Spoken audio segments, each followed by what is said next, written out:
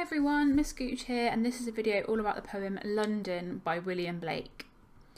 Now, London is taken from Blake's collection of poems called Songs of Experience, which were written alongside another collection called Songs of Innocence. And Songs of Innocence were all about the beauty of nature, the innocence of childhood, just generally lovely, joyful things, whereas Songs of Experience were more about Blake's political and social messages. So, for example, Blake wanted to convey his hatred of the church, of schools, the monarchy, that's the king and queen, the government, poverty, basically anything that prevented people from living freely and happily. Now, he didn't hate religion, he didn't hate education, he just hated the organisations that he felt kept people trapped and made them only think in one very strict way. And he wrote his poetry in plain English so everybody could access it, not just those who were the best educated. He really wanted to be a voice for the normal people.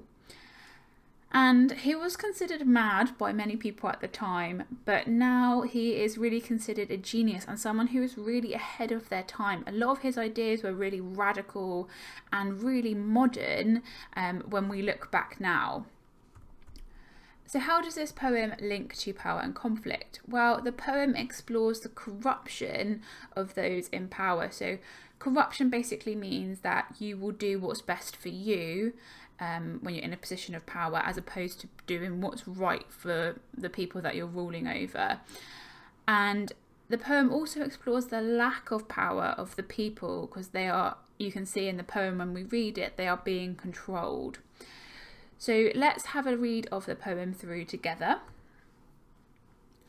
I wander through each chartered street near where the chartered Thames does flow, and mark in every face I meet marks of weakness, marks of woe. In every cry of every man, in every infant's cry of fear, in every voice, in every ban, the mind-forged manacles I hear. How the chimney sweepers cry, every blackening church appalls, and the hapless soldier's sigh runs in blood down palace walls. But most through midnight streets I hear how the youthful harlot's curse blasts the newborn infant's tear and blights with plagues the marriage hearse. Alright, so let's break this down. We're going to break it down into two sections, starting with the first two stanzas. So you're thinking about this image at the start, I wander through each chartered street. Now, chartered basically means controlled. So we have that twice, once about the streets and then about the Thames, that's the river in London. So basically there's no freedom in the streets and there's no freedom even in nature. So the Thames, it should be flowing freely through the streets, but because everything is so strictly controlled in London, there's not even any freedom there. So that's how the poem kicks off. And then it talks about the marks of woe in everybody's faces. So woe is extreme sadness, as demonstrated by this picture here. So the speaker of the poem is basically saying everybody just looks absolutely miserable and totally weakened and sort of totally destroyed by this city life. And then he goes on to say, it's every man, it's every infant, it's every voice. And he talks about the mind forged manacles. And we're going to do a bit more in this image in just a moment, but just to clarify, a manacle is a chain or like a handcuff. So we'll come back to that image in just a moment.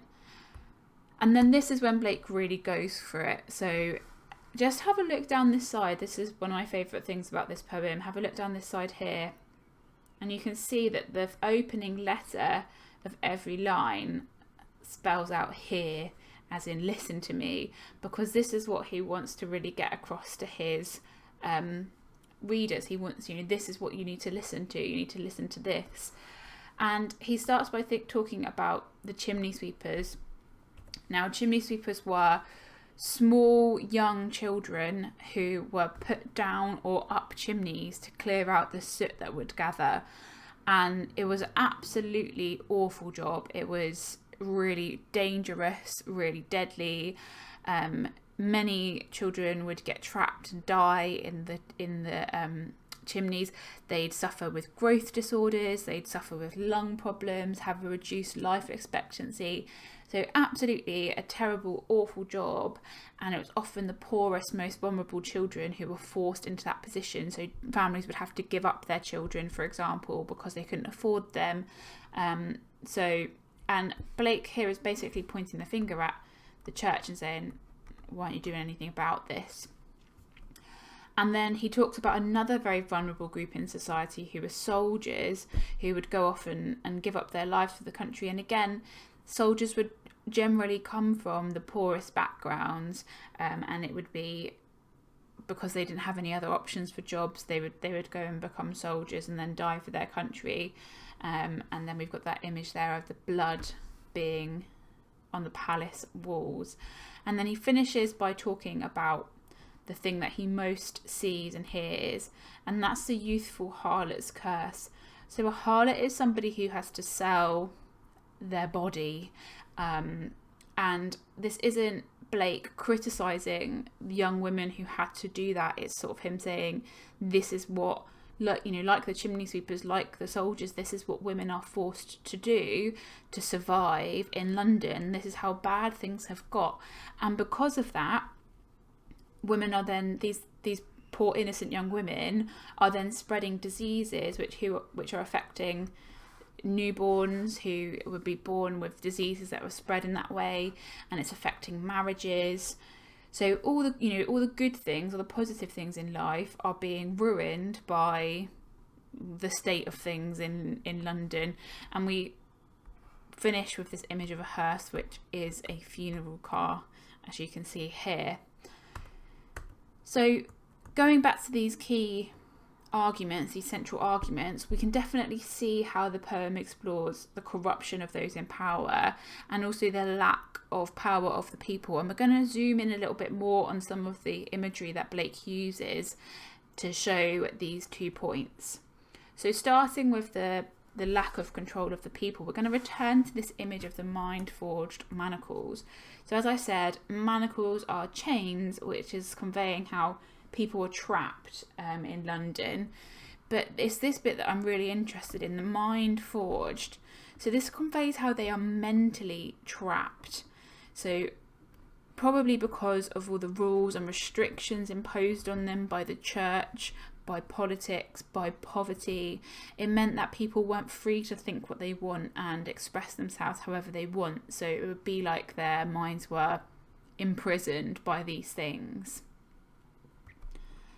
And then this final image I want to return to. So I already mentioned that plagues might be a reference to STDs and other diseases that spread very easily through London at the time. Remember, they didn't really understand the ideas of like hygiene and bacteria and how everything spread. And again, just to return to this image of the hearse, really death is the opposite to marriage. Marriage is like new life, new start.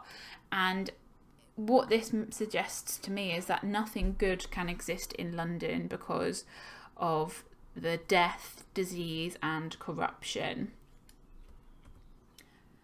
And then let's go and have a look at this corruption. So the corruption of those in power, the evil, the cruelty of those in power.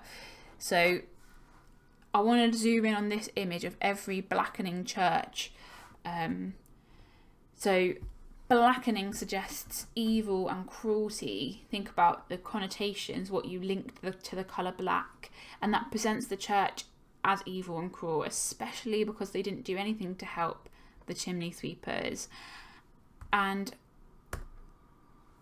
the word every is very important here because it conveys that all churches are corrupt. There's no exceptions. And blackening, that ing, that's in what you call present continuous tense. So it's still happening. Yeah, the churches are blackening. Things are getting much worse all the time. And then I want to explore this image of the soldiers' blood running down the palace walls. So this metaphor suggests that the blood of the soldiers who are fighting for England is on the monarchy's hands, so on the king and queen's hands. So they're sat protected, safe, sheltered in their palace, whilst innocent poor soldiers are out fighting and dying for their country, for a country that doesn't even look after them well and doesn't even support them. So that's really pointing a finger at the king and queen. And the fact that it's on their walls, again, it shows you that the royal family are untouchable and they don't care. So only the outsiders can see the truth from inside the palace, that, like I said, they're sheltered, they're protected, and they're not really seeing the reality of things. And just a final note to think about the structure. So you might have noticed as I was reading out loud, there's a very strict rhyming scheme. And then there's 4 lines in every stanza. So you can see here we've got street, meet, flow, woe, and that pattern continues throughout the whole poem. And this really, I think, reflects the lack of freedom in London and how everything is strictly ordered and controlled. So Blake uses the structure of the poem to reflect his message of that lack of freedom, that lack of ability to think for yourself, act for yourself, anything like that. And now it's over to you to test your knowledge. So pick one of the essay questions below, answer it using the quotations that I've explored in the video. So number 1, how does Blake present the people of London? How does Blake present those in power in London? Or the shine task, how does Blake use structure and imagery to convey his anger? Pick one of the questions, send it over to your teacher, and then tune in for the next video.